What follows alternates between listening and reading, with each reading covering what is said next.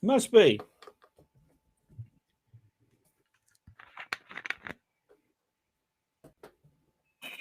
He didn't used to do that, did he? We didn't all. Can you see that on the actual? What? Probably not. Probably not. Maybe you can't see that. Oh. Hello, everyone. That was a fun show. That was a really fun show. All right. Let me see where we were at on this book. And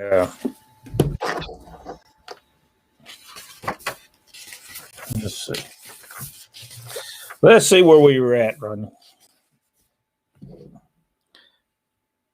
Let's see. There was no internet to look stuff up. If you can watch Saturday morning TV. All right. Yeah, that's where we was at. Whoop.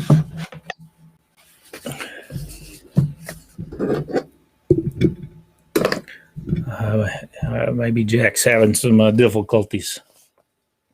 Yeah, he'll be along directly.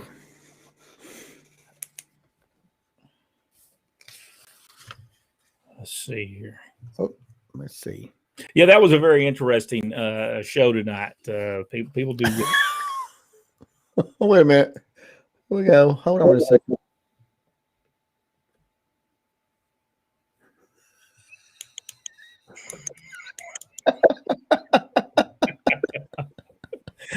Last night, Robbie had an insult injury. My attorney is here with me and said I could add injury to insult.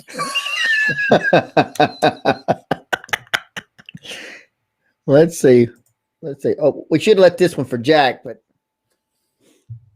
I hate to disagree with Jack, but Vern would have been a tremendous NWA champion, especially when they were desperate to get the belt off of Buddy Rogers, and he had the same hairline as Thez at the time. And really, they did. Yeah, you're right about that. I don't know. I think Vern wanted to be the NWA champion, and they didn't want him to be the NWA champion. They wanted it to be put on. It was Lou Thez. Champion, yeah. They didn't even want Buddy Rogers to be there. That's the reason Buddy Rogers ends up in WWF as the WWF champion. So it's crazy. It's crazy what was going on at the time. Yeah, we while you were gone off of vacation last week, we covered that whole situation. And it'll come up as we continue to study the world champions. That comes up. See YouTube, but Jackie Lord is yet to be on one here. Yeah, he is not. He may have had some difficulties that he had to take care of at his house. So he may or may not join us. We don't know. We will, if he doesn't join us, we'll go through this book and do this show without him. He has his son and his two daughters. Maybe he only had one daughter tonight, maybe two. But Robert Grice, hello, friends. Michael Barr, who was the masked wrestlers who wrestled in Mr. Class? And that's Ken Timms. Ken Timms, that's right. Ken Timms, gentleman Ken Timms. He was the one that did that gimmick. He did a couple of different gimmicks there as a masked man.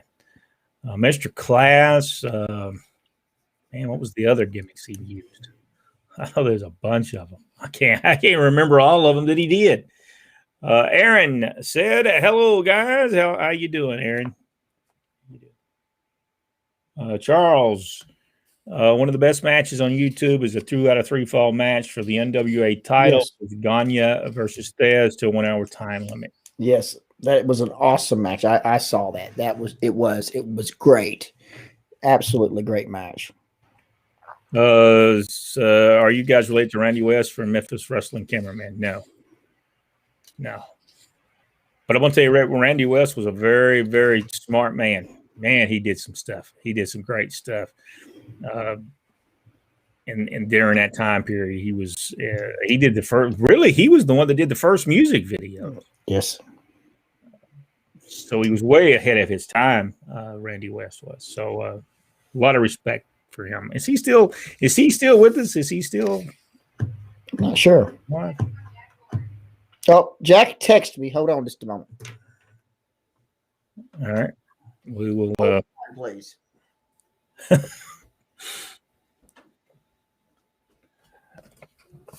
Yeah, it's funny because when you talk about the reason you ended up the world title picture, everybody wanted to be world champion. You can't blame anybody for wanting to be world heavyweight champion. That's the top of your. So what did he have to say? He needs a link to get in, Brent. Oh, they ain't letting him in here? No. Can you send him a link? Yeah, I'll send him one. I wonder why they wouldn't let him in. It happened to me too. Sometimes it happens to me as well. Let me clock into this thing and send it to him.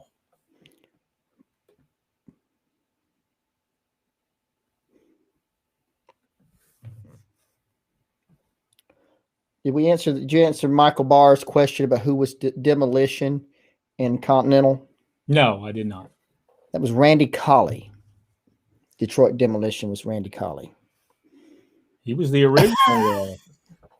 Yeah, he was one of the original Demolition, and then people were yelling Moondog at him, so they changed it. Charles Bellflower, Ole and Ivan got Jack in the parking lot.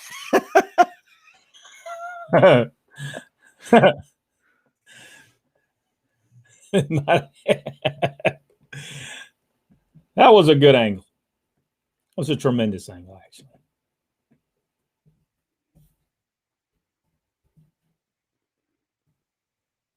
All right, Jack should have the All right. Let me turn that down. There we go. Yeah, he should have it. So. Oh, so Dan Lang was saying Mr. Wrestling in Memphis was Dick Steinborn, but Tim Woods made a few guest appearances too. Oh, okay. We was wondering who that was but did Dick Steinborn did that same gimmick? From what somebody told me that he did the gimmick in Georgia as well for a while. Guys, who do you think had the best heel turn in the business?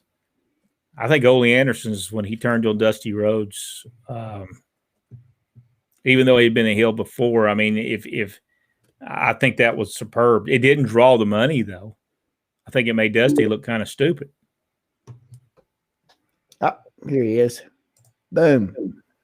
Man, it just was not going to let me log in from my end.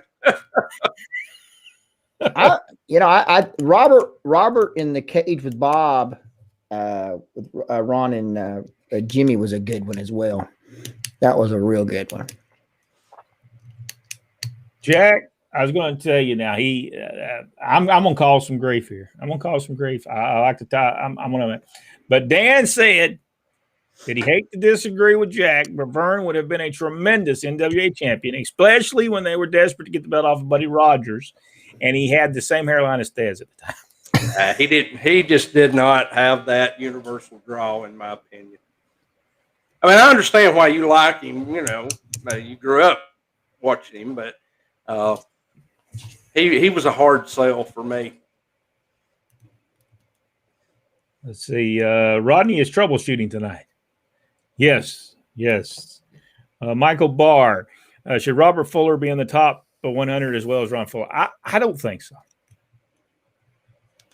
What do y'all think, Rodney? Robert was a good wrestler. Robert was a really good wrestler. Knew what he was doing, but yeah. Robert was good, and I'm afraid he doesn't make mine. But whoops. Charles is going to leave town. Wait a minute. I can't say anything because he'll leave. Yeah. Here's my problem with Robert, and knowing throughout the years that we saw Robert drew a lot of money for Nick Cruz. No doubt, he drew a lot of money for Nick Cruz.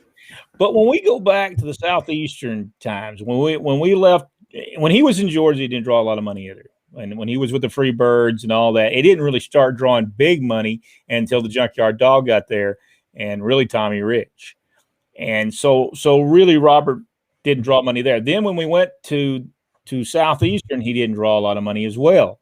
But Ron Fuller and other did. I can remember when Ron Fuller would be put on the card in Dothan, Alabama. Let's say that Ron wasn't on the card and they go, next week, right here on TV, the Tennessee stud, Ron Fuller, will be here live on television. If there was 100 people in that studio, they would have to pack in about 300 people in that studio. They would have to pack them in there and sometimes tell the rest of the, well, we don't have enough people sorry, you'll have to go home. We're already in capacity. Same thing would happen if he wasn't there for 4 or 5 weeks and they said the Tennessee stud will return to the Houston County Farm Center. If it was drawing 1,500 people, it was going to draw 3,000 people. Robert Fuller never had that. He never had that ability to do that. But Ron Fuller did. There was just something different between him and Robert. And I'm not saying that Robert wasn't a great wrestler, but he just didn't have that. Am I right, Rodney? Didn't Ron Fuller have more drawing appeal than Robert Fuller?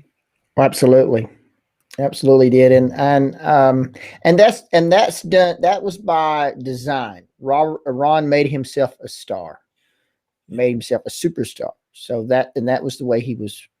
That's the way he was. Like I said, he was produced that way, where Robert was not. And like I said, not to say that Robert was bad, but I'll just be honest with you. There were some nights that Robert's performance leaves something to be desired. And I saw more than one of those matches. Yes. Yeah. And not, and this was, you have to understand now, we were at Robert's latter years before he got out of the ring. My understanding, and I've seen matches with him before, just huge, just tremendous action. And when he was up in Knoxville, with Bob as his partner, and in Georgia, Ron and Robert Fuller and Bob Armstrong, great team in Georgia as well. But for whatever reason, by the time we were watching him, it just left a really bad taste in your mouth after watching some of that. Peter Maivia. Yes, I didn't even think about Peter Maivia. Yes, I would think he should be in that. And when I was going over that, I don't even think he made my list. I don't even think he made the 300 wrestlers I wrote down the first time. Yeah, we could make a 1,000 list and probably still not get everybody that deserves to be in there. Yeah. Robert Grice. Robert seemed to be second to Ron. I think Ron was better for business. He was. Ron knew how to make himself a star. It didn't matter what he was doing, whether in USA Championship Wrestling, Ron made himself a star. The only time they drew a huge house was Ron Fuller got back in the ring to go against the Mongolian Stomper, and did his sellout business everywhere they went. That's how over Ron Fuller was in Knoxville, Tennessee. Ron Fuller was over in Knoxville. He was over in Dothan. He was over in Birmingham, Alabama. He drew a lot of money in all those places. I don't know that he ever went to Florence. No, that was one of those rinky-tink towns he wouldn't go to. Yeah, I think that was a shoot when he said he wouldn't go to those rinky-dink towns like Florence. And I don't even know if he ever went to Columbus, Mississippi. Yes, he did against Buddy Landell. He did. Okay, when he was when he worked as the Tennessee stud, right? I did not like his run as manager to Bunkhouse Bunk, Colonel Parker. I thought Robert was good as Colonel Parker. I did too. I really thought he was awesome. He was also managing Sid Vicious at the same time, wasn't he? He was managed at the beginning, wasn't it? Yeah, and then he told I enjoyed Van Hammer. Yeah, I enjoyed the stuff with he and Sherry Martell too, who we lost on this day in 2007, as a matter of fact. I always liked old Sherry. She was awesome. I love that when he was sitting there watching Van Hammer wrestle. He said, "This guy couldn't even beat my sister," and it was legitimate. He couldn't. Even though Robert didn't have a sister, still couldn't beat her. You notice Van Hammer hasn't made the list. Yeah, I don't think Van Hammer's going to make no list. Not even the most unappreciated list. Yeah. It's something about, Colonel Parker. I always liked it because I remember one time when he owed somebody some money. And Robert was out there, and it was tremendous. He said, well, wait just a second there. I don't seem to have it on my person right now, so I'm going to have to bring it back to you. Robert was good as Colonel. When he said person, it was odd. He said, I don't seem to have it on my person. He was actually playing Foghorn Leghorn as Colonel Robert Parker. Pure and simple. Yeah, he had that deep Southern accent, but he did it well. He did. It was, to me, that was a tremendous gimmick for him. I thought he was in one of the last shows we were within for Russell Birmingham, and he was really nice. He was out there signing autographs, and I walked up to his table and I said, "Did you not work for Kentucky Fried Chicken?" He said, No, but the people used to say that I was the chicken man." And he was being real nice, but I was just being a complete jerk. Well, I thought you worked for Kentucky Fried Chicken. No, but the people called me the chicken man. And they did. Everyone bring us buckets of KFC. So, by the way, Robert was a whole lot better person as far as a person than Ron. Oh, Fuller. Yeah. Robert was a whole lot nicer, a whole lot more personable. Ron Fuller was not a person. It's from the 1983 until 1990, and then after, I don't know that I talked to Ron Fuller 2 times. I talked to Robert all the time because me and him were on a contest and during the summer of 1987 to see who could get the better tan. So, well, the only time I ever talked to Ron back in the Continental days was that first night. I told you the story where he chewed me out, and then your dad intervened. I mean, he never talked to people. And then Ron called me about 2 years ago, and that's the first time I had actually really had a real conversation with him. Yeah, he just never talked to people. He just did. He just was not a personable person. He didn't like to speak to you. So, he was totally business. Yep. Robert Grice. I saw Ron. Did you read that? Did we talk about Larry Zbyszko's turn? Oh, wait a minute. Did I just go right past that? Yeah, well, you said, that was pretty. Yeah, that was tremendous. Yes. I watched that again not too long ago. Yes, that was good stuff. That was good. Well, Robert Grice. I saw Ron and Mongolian Stopper went out in Dothan. The farm center was standing room only. I'm telling you, Ron drew a ton of money. I mean, he just did. I don't like him on a personal level, really. I just don't. But you can't take away his wrestling ability. By the way, Ron's boots were made to look like athletic shoes. They were Tony Lamas. I did not know that. Yeah. Michael Barr, Sherry was great. Richard Hood. Guys, are you surprised that Ron Fuller got it over in those areas? He owned the territory. No, he would have got over. He would have over even if he didn't own the territory. Yeah. Ron could have got over. Ron could have drew a ton of money in Georgia and would never have had to been the guy that owned the territory. He came in just a few times and was an over. I remember the Omni. He hit the superstar with a drop kick, and the Omni exploded. The biggest explosion of the whole night, and it was like the second match, and nothing could follow it. Nothing could follow Ron Fuller, and he was only on TV once or twice. So no, I think Ron Fuller could have done it. Now Robert, on the other hand, no, I don't think so. I don't think Robert could have drew. Well, you didn't really draw a lot of money. He would kill you territory though. He'd have 5-minute matches. He had to be very careful of. Rick Brooks, and we'll do one more, and then we need to get this done. I attended my first ever live card this month back in '67 at the Cincinnati Music Hall. The Internationals, Al Costello and Curl Von Bronner, took on Flying Fred Curry and Billy Red Lyons. Wow. Tremendous. That's tremendous, Rick. Love to hear that. Michael Barr said, imagine a 6'9" person with a drop kick. Yes. He was over in Georgia. We never knew why he wasn't there full time. We were wondering. We said, well, it won't be long until Ron will be on the main event. And Dad said, well, he's not here permanently.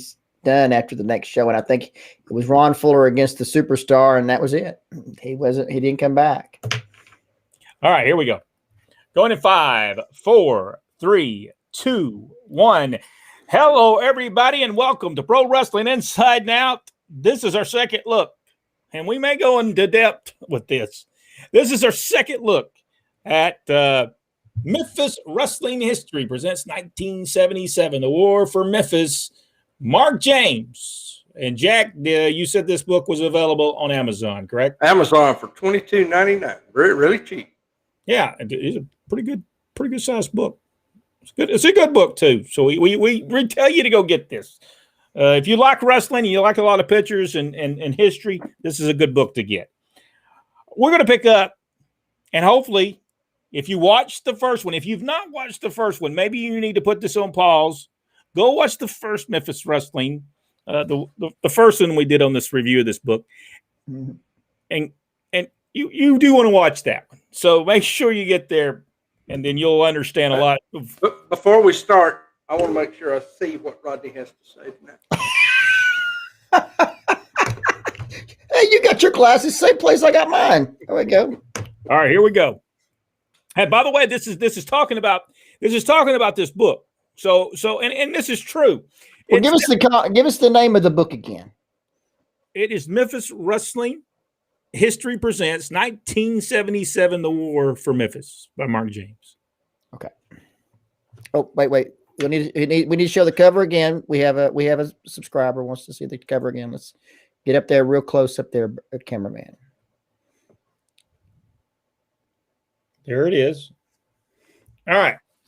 So here we go. And what he says on this is true. This is true. He says the programs are an important part of this book.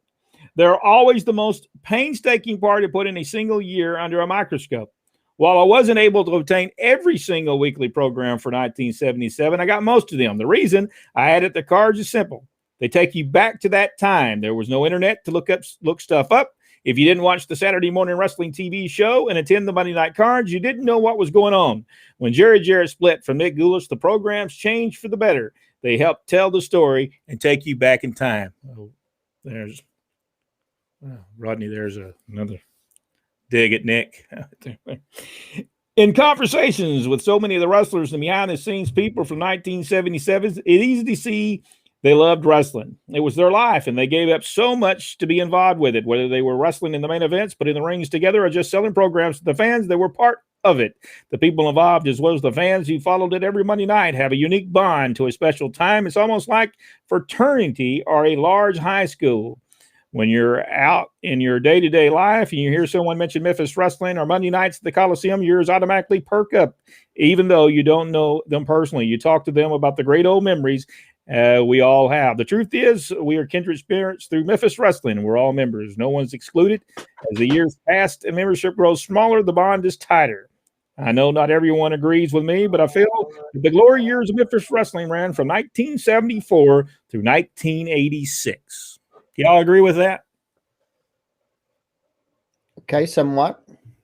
I don't know that I can agree with that, and let me see why I don't agree with that. And I'll tell you.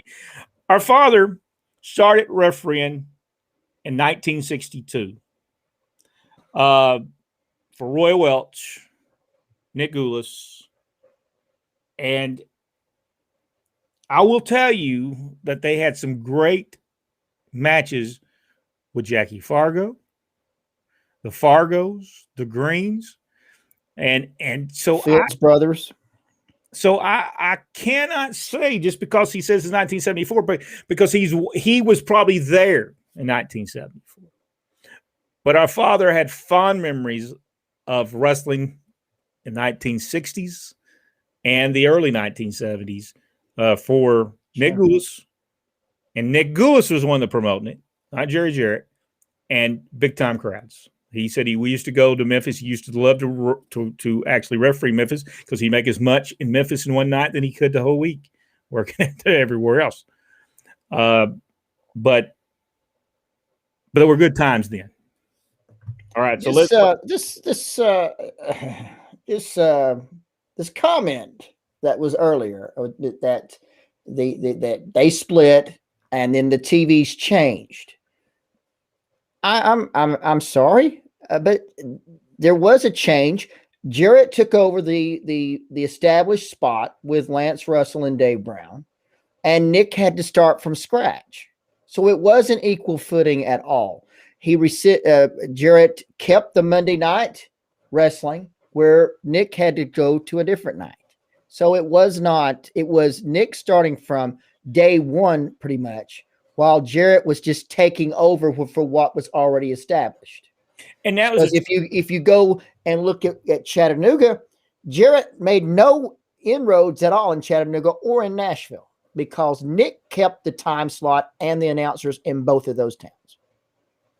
Yeah, and we're not even we're just saying how bad Nick Gulas was in this book instead of saying, well, now on the other hand, he still did well in Nashville. He still did well in Birmingham. He still did well in all those towns. We're not even talking about that. We're just saying he was no good, and that's not the truth. No, I'm sorry, Mr. James, that was not the truth. And what would have been the difference between 1 week and the next? Jarrett was actually booking Memphis. Yes. And had been doing so for a very long time. So there was not really much difference. Would have been in the TV show from Jarrett or from, Gulas Jarrett from the week before and then Jarrett by himself the next week. They're very much not going to be any different. Well, he already says in one part of this book, he talks about that. Am I correct? Didn't we read that on the last one? Jack, did he not say that Jerry Jarrett was the one that established that for the last 10 years? Yep. But then he says in another one, the TV changed. Well, how could they change when he was the booker? They couldn't have changed. He was booking the Memphis territory. It wasn't like Nick Gulas was booking it. He was. So how did it change? I'm sorry. It makes no, he says it in one word, but then he turns right back around and tries to make it out like Nick Gulas was just a piece of trash and he was a horrible promoter. And Jerry Jarrett was the greatest promoter. And I'm not saying that Jerry Jarrett wasn't a great promoter. I'm not saying that at all because he was. But this is a one-sided book that talks badly about Nick Gulas, and it's not even correct. Yeah. So let me go ahead and looking at the conservative side of the equation. It's been gone for 28 years. Well, this was in 2014, I believe, was what we figured when it was wrote. Back then, wrestling was still real. Of course, we knew it wasn't real, but the way the wrestlers brought it to life in their interviews in the ring made us believe in it. As Jerry Jarrett says, it allowed the submission of disbelief. We loved to Memphis wrestling, and men like Jerry Lawler, Bill Dundee, Lance Russell, Dave Brown, Jimmy Valiant were almost like members of the family. Now, I agree with that. Right. I think that's what's missing today. Exactly. I don't think that the people, and we won't go through the forward, and the reason we won't go through the forward because it was written by Jerry Jarrett. So we'll go past that because we know that's going to be a one-sided situation. He's going to talk about how bad Nick Gulas was, and I'm not saying he didn't. I mean, I'm not saying that Nick Gulas did Jerry Jarrett bad. Okay, we know that. We know what he did. That's that story's out there. We don't have to tell you that story, but let's just go on through and the state of Memphis wrestling. And I think we showed this picture of Rocky Johnson prior to it. But this is what he said. 1977, the state of Memphis wrestling. 1976 had been the most successful one to date for Memphis wrestling, and that success was tied directly to matchmaker Jerry Jarrett. Jerry had been the Memphis booker since 1967. His matchmaking had helped improve ticket sales every single year from the previous one. When he took over booking the Memphis end of the Gulas West territory, it was considered a lost cause by co-owner Nick Gulas. Say what? Read that one more time. All right. And this is another thing that makes no sense. Why would this?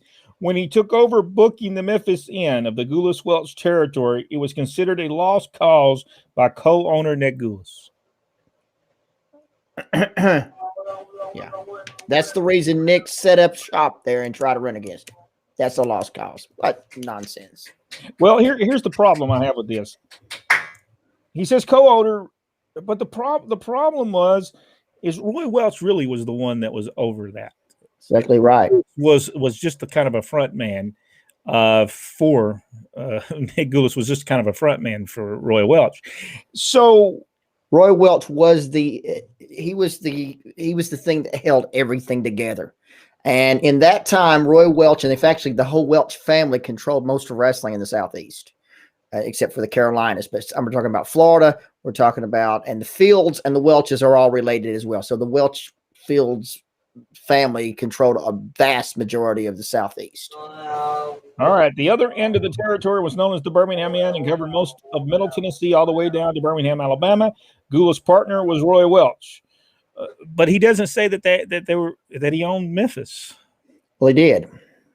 But that's the way Jerry Jarrett got the booking job, because Roy Welch did have, and he's the one that gave him the booking job. But he doesn't talk about that he's the he acts like that Jerry Jarrett was the one that owned it. But he did not own at that point. He never owned anything until he and at one point, Buddy Fuller was actually the front man in Memphis instead of Nick Goulas, because Buddy Fuller was the son of Roy Welch.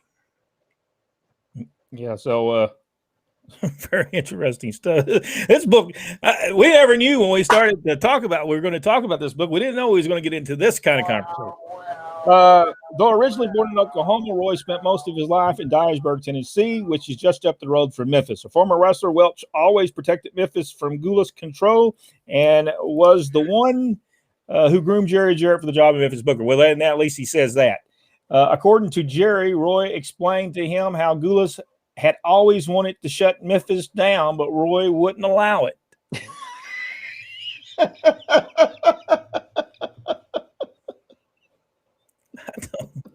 He couldn't have shut it down because Roy is the one that was the man.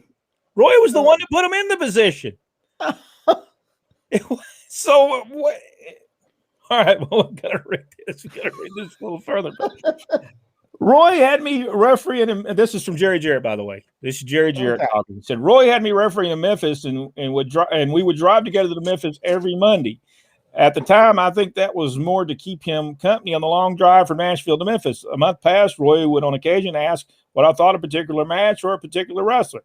And my comments were negative. I tried to make it as mild as possible. Roy seemed to understand this code we developed. When he would ask what I thought about a certain match, and I would respond that I didn't feel the crowd got into the match, Roy seemed to understand that I thought the match sucked. If Roy would ask about a wrestler and my comment was negative, I would reply that I felt the particular talent needed more experience.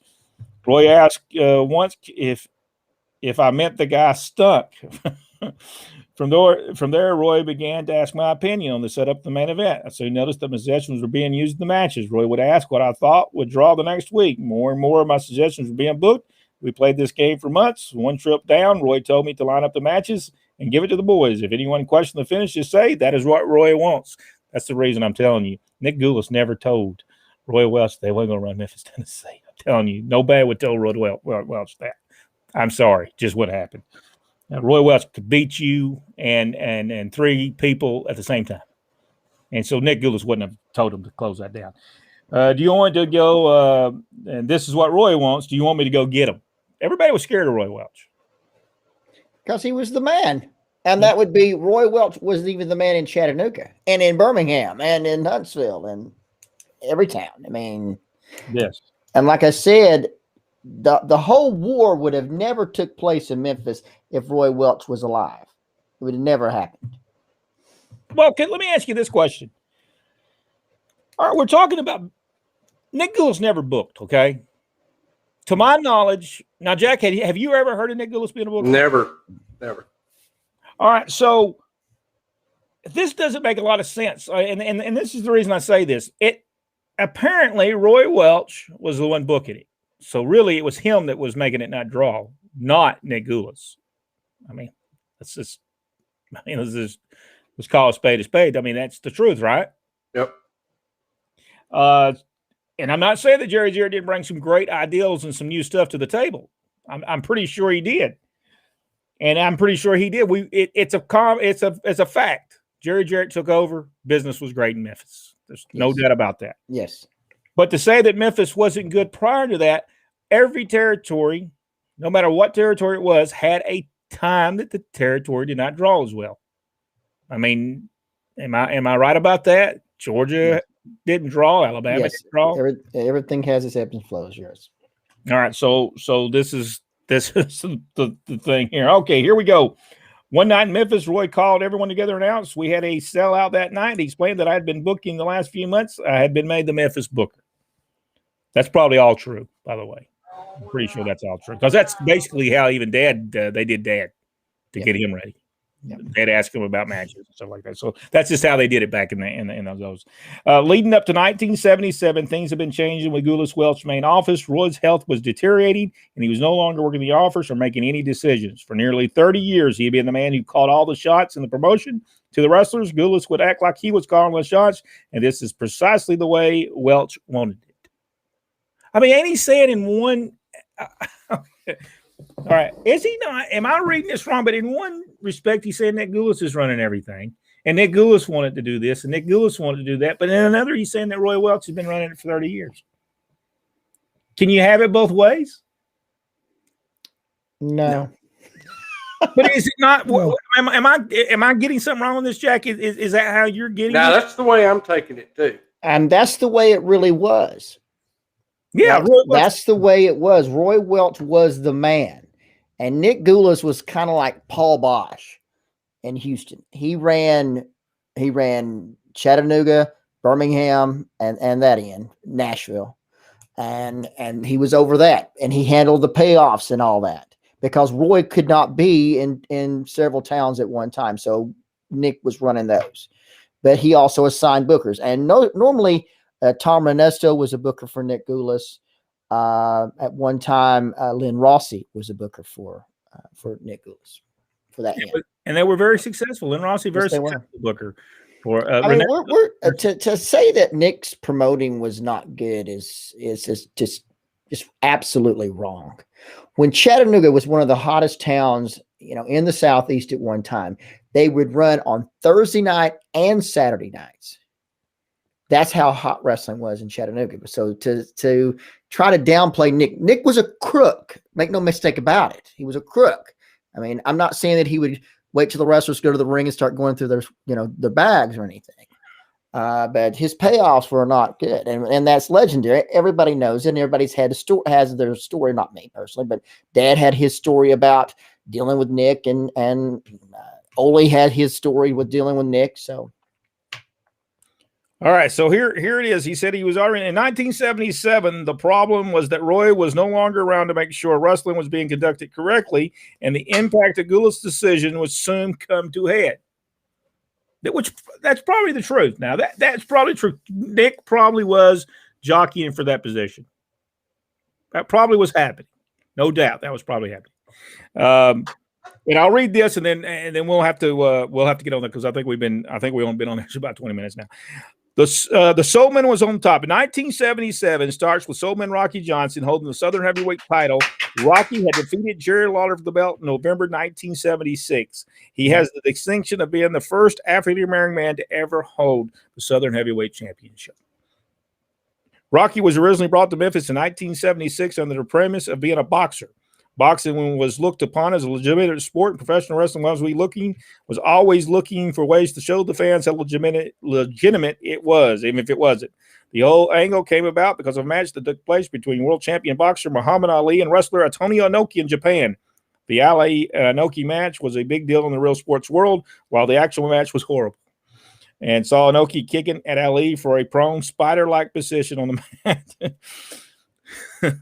Ticket sales of the closed circuit replays were off the charts at arenas around the United States. This was still a decade before pay-per-views. Closed circuit shows would simulcast the shows from all over the world, and local arenas would put up a giant screen and project them on the deal. But it was a big deal back then. Yes. Closed circuit television. Booker Jerry Jarrett decided Memphis could use this angle as well. His plans was to deviate from the original scheme because the boxer brought in to fight Jerry Lawler would actually be another wrestler, Rocky Johnson. While Rocky had some boxing skills, he was really a professional wrestler and had been well over a decade. Besides the Memphis Southern style, Rocky had singles and tag team titles all over the United States and Canada. In the early 1980s, he and Tony Adams became the first African-American tag team to hold a world tag team title by winning the WWF Tag Team Championship. And now I think we showed this picture there as well. Yeah. We'll show a couple of these pictures, and then we'll move on because this can get a little. Did we see this? Did we see this last night? Let me zoom in there, cameraman. Hold on. Zoom in. Jerry Lawler special there, isn't it? Yeah.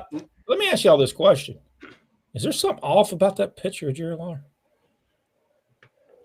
He has abs and Yes. other muscles that are not actually part of his physique. Yes. That's what I noticed myself. The exterminators. Who was the exterminators? They were the ones taking care of any kind of pest you would have, such as mice or cockroaches or stuff. The I don't know. 70s tie-dye.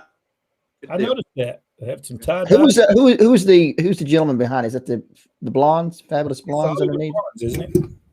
But that's not Buddy Roberts, is it? Yes, I believe it is. Good pictures there. All right, let me throw a couple other pictures up here. Here's the Samoans. It's the Samoans right there. Yeah, Dick drew with them as well. And I'm guessing that's Dickie Steinboard is Mr. Wrestling and the superstar of professional wrestling, Bill Dundee. Evidently, after he had got his hair cut. Well, I'll tell you what, a lot of talent came through Memphis in 1977, didn't it? Well, that was the key. It was a weekly town, so you had to move talent through. And if you want to see things go belly up, keep the same talent for a long period of time, and you'll see the crowds go down. Hey, there was a Dundee Lawler fan club. They were together as a fan club there. How much did it cost to join that? Does it say? Does it say $3.50? I think it does. To join, fill out the coupon below and send along with $3.50. Lawler, Dundee fan club. Well, no wonder they were teaming with each other at the time. They were tag team. Yeah, that was the one thing that it made no sense to me. If you think about it, is they had fought with each other, and then all at once, we're good friends. We're going to team with each other now. I've never have liked that way of doing things. Mike Stark. Hey, he got a clap. Okay, he got a clap. Mike Stark. Don't call me. Does that say mule? I think it does say mule. No more. Let's look at. What was this card? What's this card? The card. Here, I'll let you read it there. Let's see what this card looks like here. Let's see. The main event: a stretcher match in a cage with no referee. Valiant's title versus Lawler's $20,000. Jimmy Valiant champion against Jerry Lawler. Southern Tag Team title match. Phil Hickerson and Dennis Condrey with Al Costello against Bill Dundee and Norvell Austin. Mike Stark against Big Red. David Schultz and Sonny King against Mr. Wrestling and Jared Bryant. The Samoans against Robert Gibbs and Mike Stallings, and his Cowboy Frankie Lane, who was awesome, against Terry Gordy. I don't think that was Cowboy. What? I think it was Al Boy. All Boy. There's no C on there. That was a typo. Against Terry Gordy. Look at Terry Gordy spell. All right, we'll get off of this again. This book, Memphis Wrestling History Presents 1977, The War for Memphis. Mark James, Jack. Once again, where do you get this book? Amazon, $22.99. So get over there and get this book. Very thick book, good book. It's a good book. Even though we don't agree with some of the things that's in it, still a magnificent book for any collector, for any wrestling collector. Get this book. I think you really enjoy it. And thank you, Daniel Lang. Thank you so much for giving this book, because we've had some good times with it. We really have.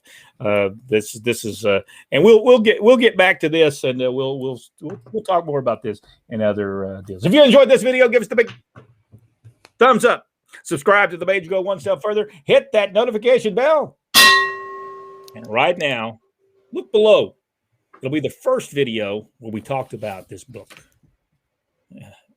And in that one, Rodney goes crazy. So go check that out. We'll see you on the next video right here on Pro Wrestling Inside.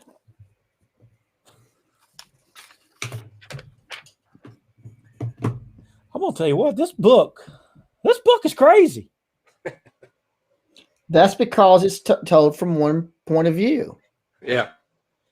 It is told from one point of view. It's got its villain, Nick Goulas, and it's got its hero, Jerry Jarrett. That's it. That's how it's written. It's it's crazy. I mean, it is really crazy. All right, let's see what people got to say, and then we're going to have to get off of here. And let's see. Who had what territory in 1986? Man, that'd take us forever, wouldn't it? Well, the Crockett's have pretty much taken over Georgia by that time. Continental was still in business in Alabama. Jarrett, of course. Eddie Graham still going, or Mike Graham still going strong in Florida at that point. The Von Erichs were still going in Texas. And, of course, Bill Watts, Mid-South, Vern Gagne up in the AWA, Vince. And I think Portland was still going. So the 86 was still pretty strong. Yeah. Territories were still. It wasn't until the end of the 80s that everything started falling apart. Right. Till about 87, 88 started going. Michael Barr said the Phillips brothers drew a lot of money, by the way, almost everywhere they went. Nick Goulas was a great manager, promoter. Something's a little off about this book. Yeah, we agree with that. It was a Jerry Jarrett book, I believe. I believe that was a Jerry Jarrett book. Yes, and I'm okay with him telling his side of the story, but there's the other side of the story as well. Yeah. And not to say that Nick, like I said, not to say that Nick wasn't a crook and difficult to deal with, because he was. Yes, he was. You know, them Freebirds took your marijuana pills. That's right.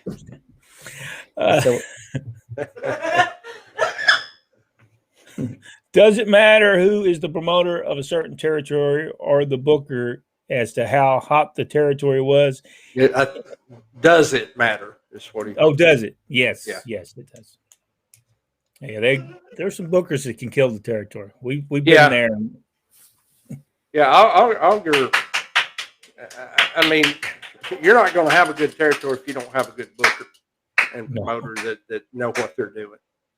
No, it's never going to happen. Michael Barr also asked us, as far as pro wrestlers, how many wrestlers like Bob Armstrong could behind a mic and draw the crowd? Oh, there's a ton of them. I mean, Bob Armstrong, Ron Fuller, Roddy Jerry Piper, Lawler, Dusty Rhodes, Bill Dundee, Jackie Fargo. Jerry Jarrett could do a good story. It took him forever to spit it out, but he could tell a good story. I mean, he really could. Go and check out when they did the Smoky Mountain thing with them over there in Memphis, and listen to the interview that Jerry Jarrett does. It's awesome, absolutely awesome. Man, I thought there was something running past my foot over here. I'm about to jump. I thought, man, y'all see me running out the door.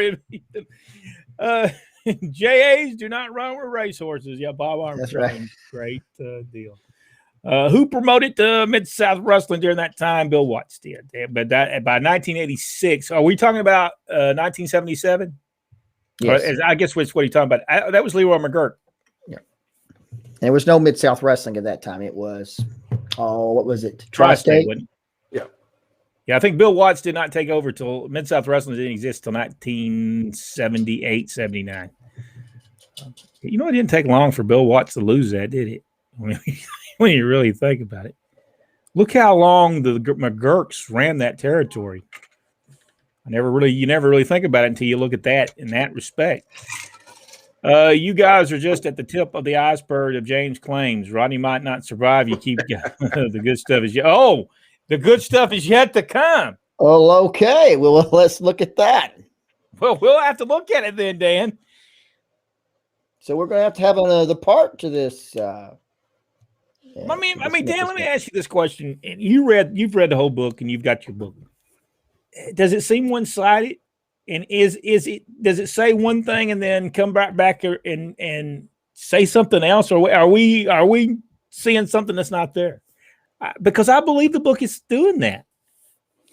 Well, and I'm not sure if the book says it, but from what Dad said, the the point of contention with Jarrett and Nick Gulas was George Gulas. Jarrett did not want him in his towns at all. And that's the point of contention. Yes, I don't think it was anything else. I think the rest of this is just, it sounds good, but I don't think that he just didn't want George Gulas. And it was George's fault. It was George's fault because George is the one that made it worse for himself when he'd say, Daddy told you to sell.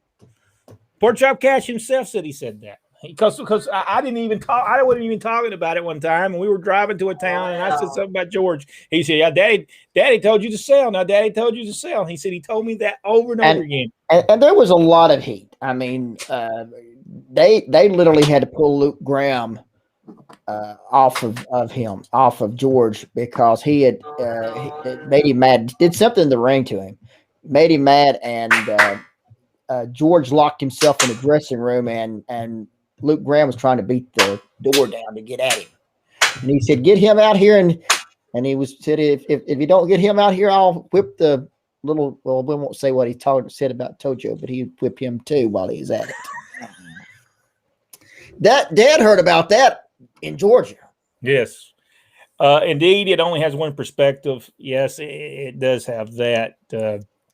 Is there any other books written about other territories? Has anybody written a book, Jack, about the Southeast wrestling? Like Not Alabama? that I know of. I don't think so either. Any of you aware of Thunderbolt's Man Hamilton program he used in Detroit? He had a white male valet that catered to his everyday man. No, I don't. I would love to see that. I had heard that, but I never did see anything. I would love to see that. Yeah, I would love to see. Yeah, yes, I want to see that. If that's available, let us know, Rick. If you can find it somewhere, send that to us. Private message me. I'll watch that. I think that'd be tremendous. I have a feeling that subscribers will be getting some real sentiments out of the book in a very short order. Yeah, I think there might be some real. Good stuff coming out of this book. There's no doubt. Yes. Yes, it's from only one side. You haven't got to the $50,000 Gulas crooked out of the jet. Now, I'm not saying they didn't do that. Nope. That seems down the line of Nick Gulas today. I'm not saying Nick Gulas wouldn't do that. Nick Gulas was bad about that, so I don't disagree that he did that to Jarrett. I think that did happen, and I think that's why he decided to run his own territory. I believe that did happen. Richard Hood said Thunderbolt was a heel. Yeah, all right, guys. I would love to see that. Yes. Would love to see that. I've seen him in Florida, and he was awesome.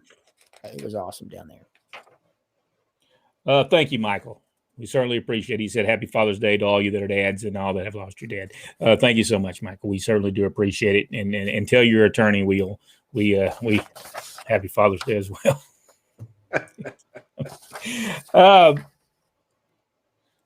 Thank you, guys. Thank y'all so much for supporting our channel. We certainly do appreciate it, and our love for professional wrestling. That's the reason we do this, and we certainly do appreciate it.